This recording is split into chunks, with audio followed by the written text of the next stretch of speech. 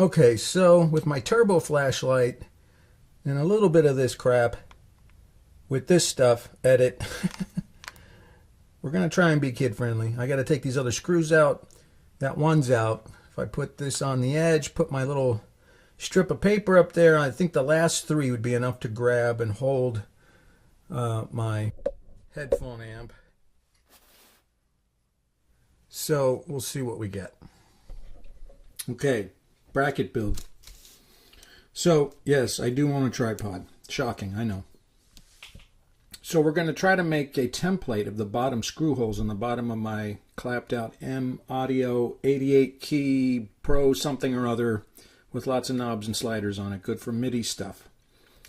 But to do that, I'm either going to use, I'm thinking whiteout on the whole edges, and then it'll show up on this black, or we'll just compress it up in there and see if we can measure it after the fact. But I'm taking a straight edge to sort of catch the edge, and it's not working very well, but let's see. We finished strong, so that might work. We'll see how it does.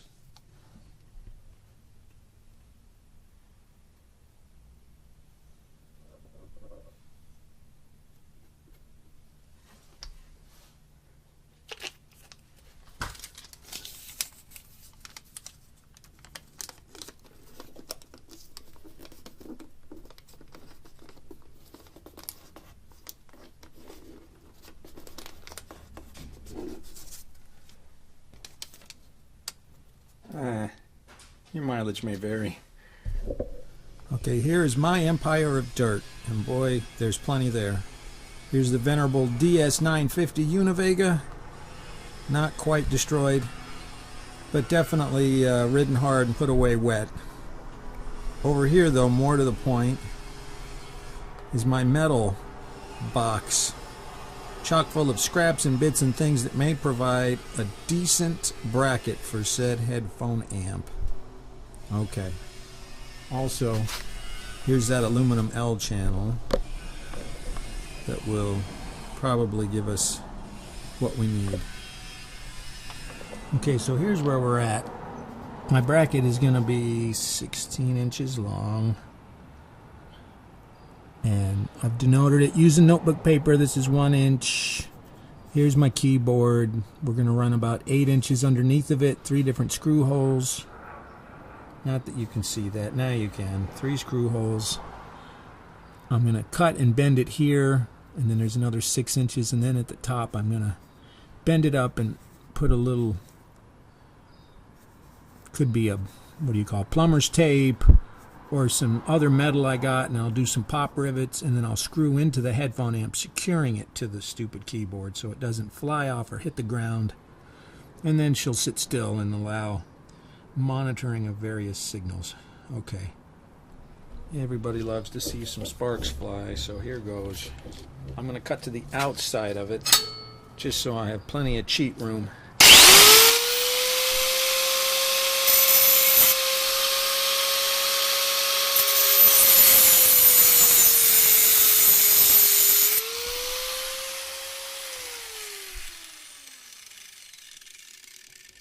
And that's how you get the gig.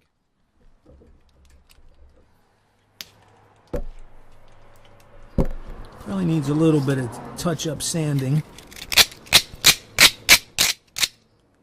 Now we can bend her up from there. This was my starting hole. I just put that in to get me started measuring. Give me my bend line. As you can see, I have approximations as to where the other holes should go, but I will follow them up with these exact measurements, what I did here, using fractions and decimals, all that good stuff. And that was facilitated, of course, by the second greatest tool known to man, the pocket telephone, with its picture and video taking capabilities, as well as its, what do you call it, flashlight capability. Okay, so there you go. You see what's going on. Oh, I cut it the wrong way. Yep, I screwed it up. I should have cut here, not there. Oh, wow. Well, maybe if I cut the hole here, yeah, that's the only thing that's going to save me. Okay, I can do that much. Here's my super old, crazy Harbor Freight drill.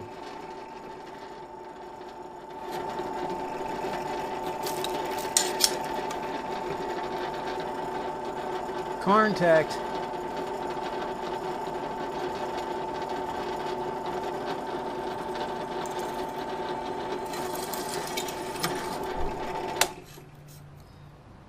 Looks pretty close. I saved the day.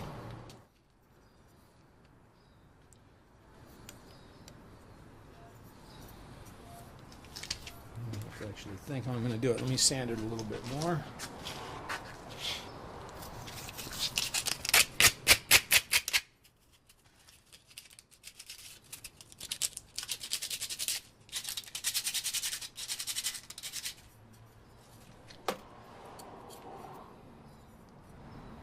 Okay, so this has to bend up, so hey, why don't we go from this side?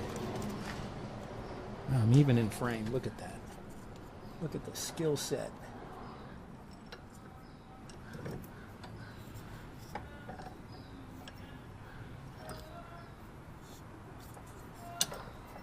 Now here's some singing.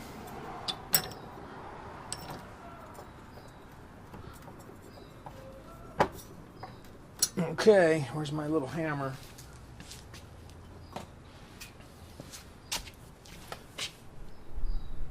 I guess we're going to get very close to it as to not to screw up the rest of it.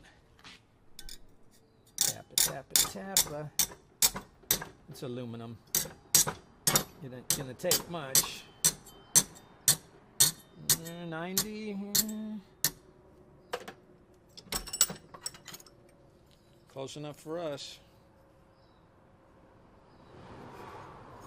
Alright, I should pop rivet or put an L bracket back here. I might not. You know what though? I changed our, oh man. I wanted the channel to go to the inside. Now it's to the outside. So, well, it's still doable. Still very doable. You gotta improvise, baby. Okay, thanks to my trusty parts bin, really tiny little screws, an L bracket, and some square nuts to act as washers. Make this into a proper, not gonna, because you can see that's already ready to split apart. So we're gonna toughen it up. Okay, it's a little dodgy. I gotta kind of hold her right in there to get the hole set up. Here goes something. Always use a clamp at home, kids.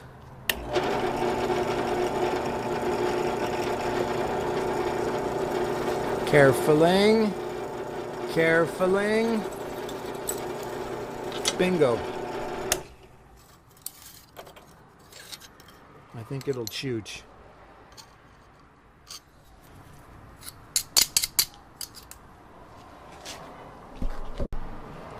So it's a little tight. I gotta waller it out, give it the homeschool version of a what would you call this? A milling machine. I guess I'll do it from the top.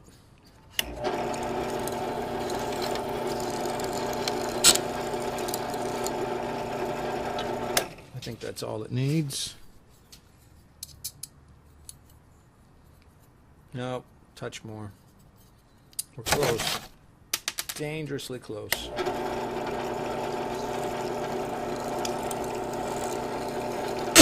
Hey now. Let's flip it over.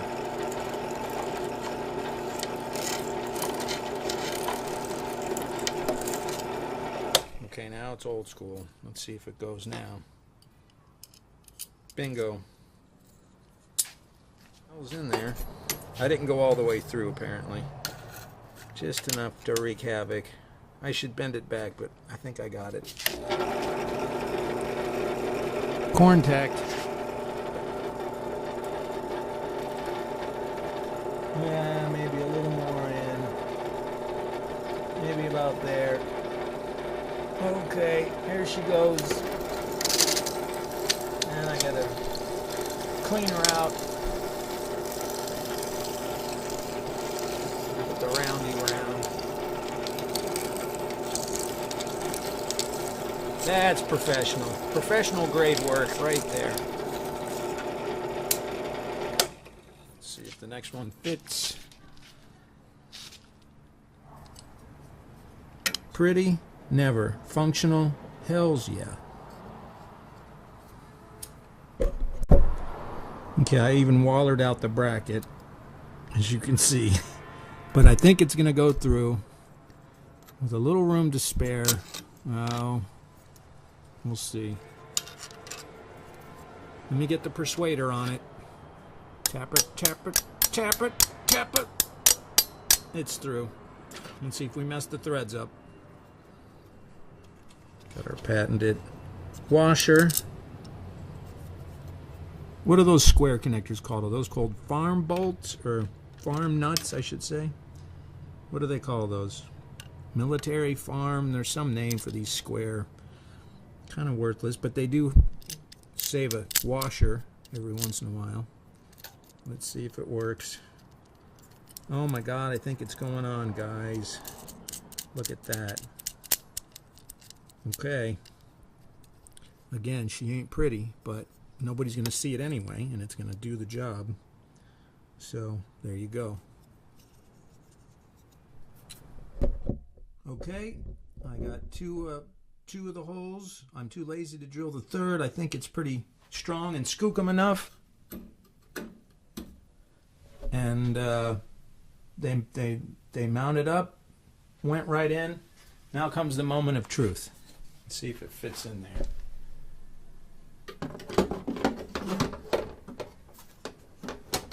Yep, and I can get to both of my inlet 1/4 inch ends to feed the it.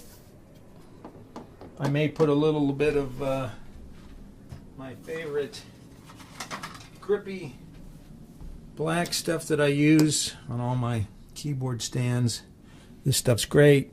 You roll it, you black duct tape it, it's a done deal. So now I got a headphone mixer for my little MIDI virtual instrument PC based digital audio workstation. Tell me what you think.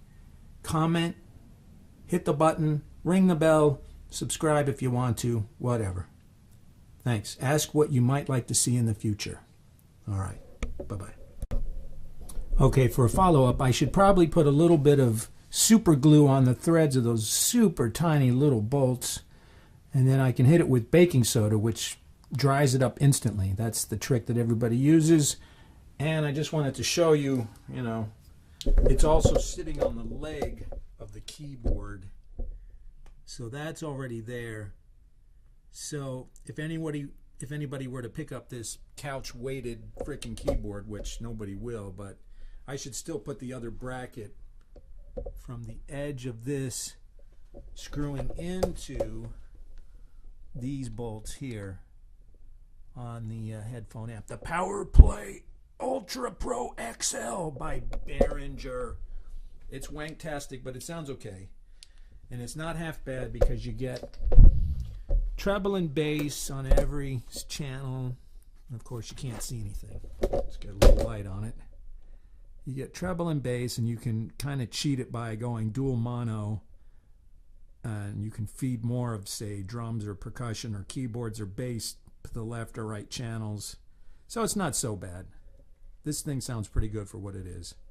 And you can usually get them pretty decently on eBay. I don't even think they make them anymore, but headphone monitors are getting way expensive. But the slick new ones are smaller, of course, and they run off Cat 5 or Cat 6 cable, so you can get all your separate channels. And you know, in the old days, we just used left and right, and you can, if you want more of yourself, you lean to that channel. So there it is. That's all I wanted to add on to there. All right. Thank you. Bye-bye.